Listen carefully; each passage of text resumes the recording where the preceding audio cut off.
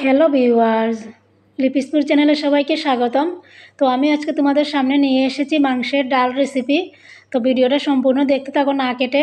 চলো ভিডিওটা শুরু করা যাক।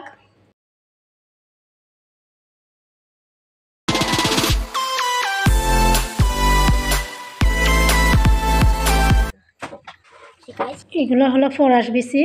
তো এই বীজগুলো প্রথমে ভিজিয়ে রেখে নিলাম, তারপরে কুসাগুলো ছাড়িয়ে নেব ভালো করে। প্রথমে বিচিটি ভিজিয়ে রাখতে হবে, না হলে কিন্তু কুসা ছাড়াতে অনেকই প্রবলেম হবে, অনেক কষ্ট হবে। তো এগুলো আমার কুসা ছাড়ানি শেষ। এখন বসিয়ে দিলাম সিদ্ধ হওয়ার জন্য নর্মাল ডালের মতো। তো সিদ্ধ হয়ে এসেছে মোটামুটি। তো দিয়ে দিলাম 1 চামচ হলুদ গুঁড়ো এবং লঙ্কা গুঁড়ো। তারপরে ডালগুলো ভালো করে ভেঙে নেব ঘুটনি দিয়ে, এভাবে গুটিয়ে নেব নর্মাল ডালের মতোই। তারপরে সম্বাস দিয়ে দেব। ডাল আমার হয়ে গেছে, আমি শর্টেই দেখাচ্ছি বন্ধুরা, ভিডিওটা বেশি একটা লম্বা করছি না।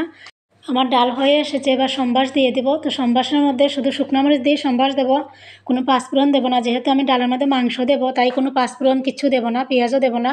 এই মাংসটা ডালের মধ্যে দেবো। এই মাংসটা অলরেডি আমি সাতলাইয়ে রেখেছি। ভেজে রাখা মাংসগুলো এবার ডালের মধ্যে দিয়ে দিলাম। তো মাংস ভাজার সময় আমি সব ধরনের মশলাই দিয়েছি, মাংসের মধ্যে যা যা প্রয়োজন। যেহেতু মাংসের মধ্যে মশলা দিয়েছি, তাই ডালের মধ্যে এক্সট্রা কোনো মশলাই দিইনি। শুধু কালারের জন্য অল্প হলুদ গুঁড়ো এবং 1 চামচ লঙ্কা গুঁড়ো দিয়ে দিলাম।